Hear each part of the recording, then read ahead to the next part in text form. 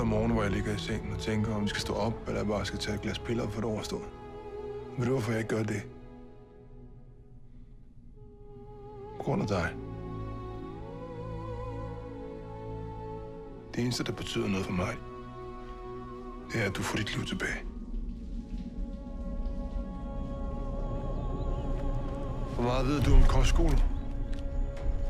Jamen, det er vel det, man sender sine børn hen, når man ikke gider være sammen med dem.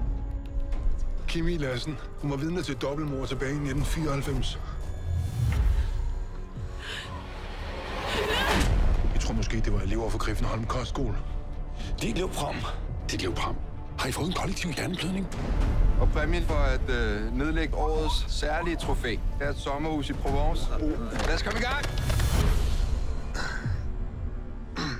Følges. Har du set hende siden dengang? Nej, det har jeg ikke. Hvad vil vi så nu død? Eller gift? Er der en forskel? Jeg er her for at hjælpe dig. Jeg gør dig ikke noget. Hun er lige så skyldig som de andre. Kimi prøvede at sige sandheden. Hun prøvede. Alle andre holdt deres kæft. Hun har ikke fortjent det her. Jeg gør det hjemme nu. Du går for langt, Karl. Hvad siger du? Ja, bilerne til mig.